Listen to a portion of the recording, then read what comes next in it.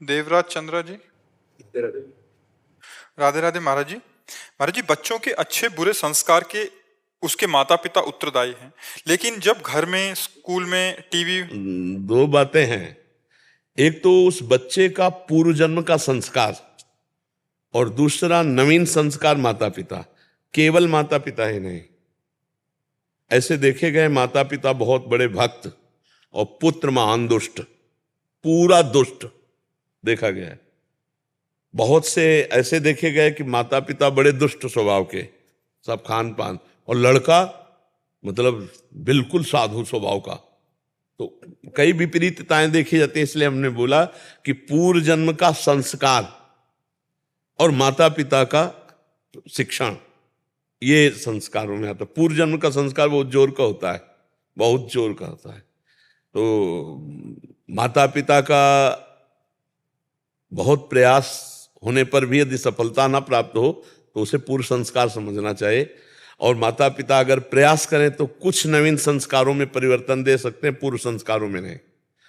पूर्व संस्कार धूर्त या उज्जवल दोनों प्रकार के होते हैं, कुमति या सुमति के।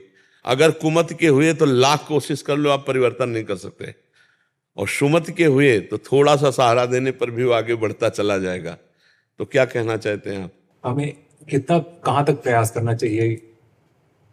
अभी शायद इसका उत्तर अभी मिल गया कि हम एक प्रयास कर रहे हैं, इसके बाद अगर हम असफल हैं तो समझते हैं पूर्व जन्म का संस्कार। इसको विवश करके सुनो भरत भावी प्रबल बिलखि कहो मुनिनाथ, हानि लाभ जीवन मरण जस अपजस विध्यान। एक हम उसको एक बार, दो बार, तीन बार, चार बार समझाते चले जा रहे हैं, फिर भी नहीं समझ रहा है। अब वो उसको भोगना है, अब उसको अपनी गति भोगनी। इसलिए वो आपके उपदेश नहीं मानेगा, वो अपने मनमानी आचरण करेगा। पूर्व संस्कार बहुत प्रबल होते हैं, विनाशकारी होते हैं। देखो भगवान श्री कृष्ण धृतराष्ट्र को भी समझा रहे हैं, दुर्योधन को भी समझा रहे हैं, कर्ण को भी समझा रहे हैं, लेकिन तीनों की समझ में आते हुए भी कुछ नहीं आ रहा। जो कह रहा है कि धर्म में प्रवृत्ति ले, तो भगवान भी दूत बन के गए, नहीं समझ में आया। तो माता पिता को ये, इसीलिए हम बीच में बोल पड़े थे कि उनको ध्यान रखना चाहिए कि पूर्व जन्म का आया हुआ जीव है, इसके क्या कर्म हैं। अगर वो आपकी बात नहीं मान रहा तो ज्यादा गुस्सा होने की जरूरत नहीं है। उसका पूर्व कर्म उसको नष्ट करेगा, उसको ले जा रहा है। आप केवल किसी, आपका भी कर्म है उसके संयोग से, तो आप दुखी या सुखी हो सकते हैं। अच्छे कर्म वाला तो देख देख के सुखी होंगे, बुरे कर्म वाला तो देख देख के दुखी होंगे, क्योंकि आपका भी कर्म उससे जुड़ा हुआ है। तभी आप पिता बने हैं आकर के। तो जहां तक हो सके बचाने की कोशिश करें, जब ना हो तो भगवान की शरण में हो जाए कि हे भगवान अब आप देख लो, मेरे बस की बात नहीं रही। तो फिर आगे जीव अपने कर्मानुसार फिर दुख सुख भोगता है। और आजकल के बच्चे तो माता पिता का कहाँ मान लें, ये कोई, हमें लगता है पूर्व जन्म का बहुत आपका भजन होगा जो आपका कहाँ मान ले आपका बच्चा। नहीं तो बड़े उद्दंड स्वभाव हो रहे हैं, जबकि विद्या से विनय आती है। तो डिग्रियां हैं लेकिन उद्दंडता बहुत है। ऐसे उत्तर दे देते हैं उद्दंडता पूर्वक, जहां मात पिता प्रभु गुरु के वाणी बिनहि विचार करी शुभ जानी, जहां प्रातः काल उठ के रघुनाथा मात पिता गुरु नावे। अब वो सब धर्म, कौन बेटा अपने माता पिता के चरणों में मस्तक रखता है? कोई बिरला ही होगा, नहीं तो चरणों में रखने की तो बात ही खत्म हो गई है।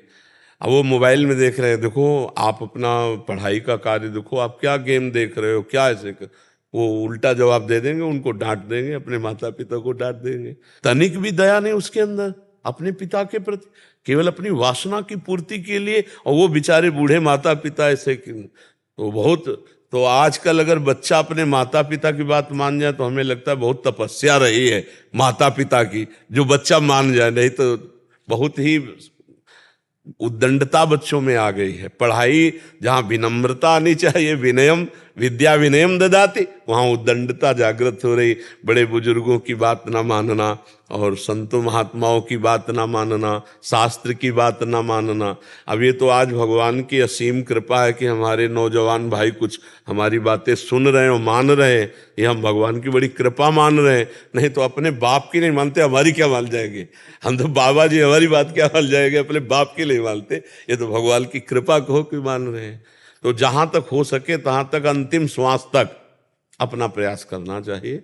फिर जब हार हाथ में आ जाए तो समझना चाहिए इसका प्रारब्ध भोग यही है। प्रयास तो हमने बहुत किया, माता पिता प्रयास ही कर सकते, इसके आगे नहीं कर सकते। माहौल भी घर में ऐसे ही रहता है महाराज जी कि मोबाइल हो कि स्कूल भी हो तो हर जगह भोगवाद ही सिखाया जाए। बच्चों को अच्छे स्कूल में भी डाले हैं, वहां भी भोगना भोग ही सिखा रहे हैं। हमको ये लगता है हमारा जो परिश्रम है वो व्यर्थ जा रहा है। क्योंकि देखो, आधुनिक पढ़ाई में तो प्रवीण आपको मिल जाएंगे, लेकिन अध्यात्म शून्य मिलेंगे। टीचर भी बहुत से ऐसे हैं जो अध्यात्म शून्य वासनाओं के कीड़े हैं।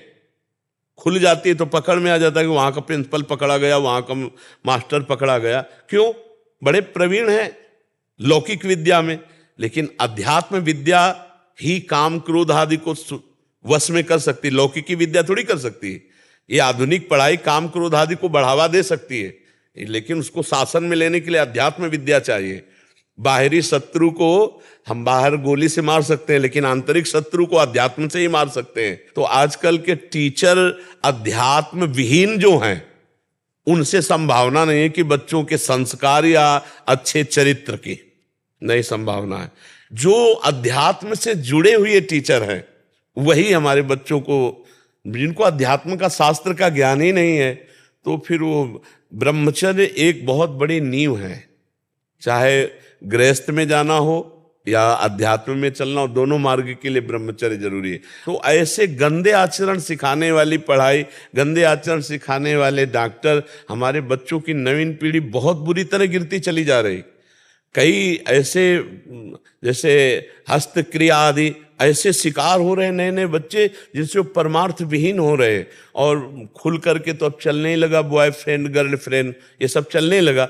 इससे क्या होगा? वैसे ही इंद्रिय और मन काबू में नहीं थे, अब ये और छूट हो गई कि तुम जहां राजी हो, तुम राजी हो तो तुम्हें कोई बोल नहीं सकता। इतने पढ़े लिखे बुद्धिमान बच्चे और ऐसे मार्गों में जा रहे हैं कि अगर उनको रोकना चाहो तो आप रोक नहीं सकते। अच्छा, रोकने के लिए यही सब है? अच्छा, अपने तो हाथ जोड़ के समझा सकते हैं, तो जो मदांध बच्चे हैं वो ये भाषा थोड़ी समझते हैं। अब माता पिता हर समय बच्चे के साथ थोड़ी है। अब बच्चे स्कूल जा रहे हैं, पैसा ले रहे फीस के लिए या स्कूल के लिए, और मनमानी इधर उधर। तो हमें लगता है कि अगर माता पिता प्रयास करें और गुरु टीचर प्रयास करें और उनको वातावरण थोड़ा आध्यात्मिक मिले तो ही बदल सकते हैं, अन्यथा नहीं। महाराज जी, एक निवेदन है आपसे। गोस्वामी जी लिखे हैं, मात पिता बालकन बुला। उधर आजकल तो पिता नहीं पिवा साधन शंकर बाबा, जिनके यह आचरण भवानी के जानो निश्चल संप्राणी। हाँ, पर बदला जा सकता है, अध्यात्म से बदला जा सकता है। घोर व्यभिचारी वैश्यागामी हिंसक भी महात्मा बन गए, संतों के संग से बल गए, नहीं बल गए। तो हमें निराश तो होना नहीं है, अंतिम श्वास तक बदलने का प्रयास करना है। आप पूछ रहे थे कि कहाँ तक? अंतिम श्वास तक। जब तक हमारा जीवन है हम प्रयास करते रहेंगे, और बच्चा ना सुधरे भगवान जाने और बच्चे का कर्म जाने, पर पिता हैं तो अंतिम श्वास तक उसे बचाने की कोशिश करेंगे, अंतिम श्वास तक उसका सहयोग करेंगे। वो भले गाली दे के चला जाए, पर हमको खबर मिलेगी तो हम उसका सहयोग ही करेंगे। ऐसा माता पिता का भाव होना चाहिए। और फिर अगर वो नहीं तो फिर उसका प्रारब्ध भोग हो तो भोगना ही पड़ेगा जी।